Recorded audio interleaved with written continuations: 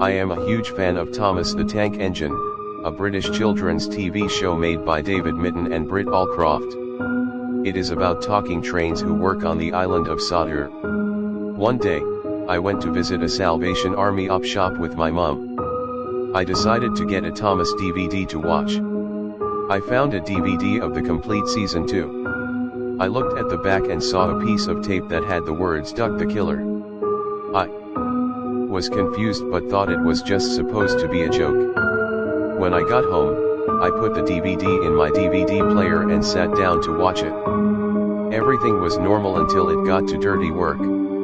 After the part where the fat controller ordered Duck to go to Wellsworth, Duck didn't say "as you wish sir" like in the original. Instead, he became angry and started crying tears of blood.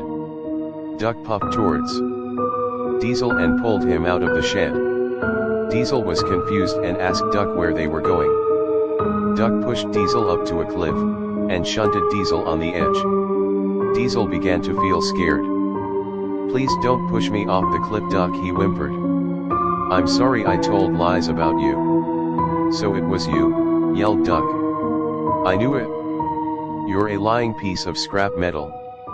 Prepare to say goodbye." Duck backed up, charged towards Diesel and pushed him off the cliff. Diesel fell down the cliff, screaming as he went, until he hit the bottom with such force, he broke into pieces. Duck watched as the remains of Diesel caught fire and puffed away. He wasn't finished yet. Henry was taking a goods train. He passed a set of points, and unbeknownst to him Duck had somehow switched the points to an old line. Henry puffed down the old line, confused. "This isn't the way to Tidmouth," he said. He then noticed an old building up ahead. Henry applied his brakes but the rails were covered in oil. He slid on the oil and crashed through the wall of the building. He was now heading towards a saw. The saw began to cut Henry into pieces as he screamed for help. Cut to Gordon pulling the express. Duck shunted a goods van in his path. Gordon hit the van, which turned out to carry a nuclear bomb. The bomb exploded, killing Gordon, his crew, his coaches and his passengers. Duck then puffed up to a smelter's yard, where James, without his wheels, funnel, tender and paint was dangling from a hoist. "How's it feel to really be rusty red scrap iron?" Duck asked. "Not very good." "Put me down," begged James. "Not gonna happen," roared Duck.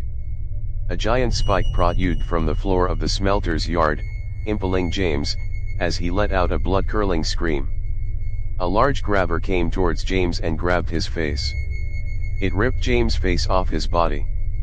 Duck then looked at the camera and said, "You're next."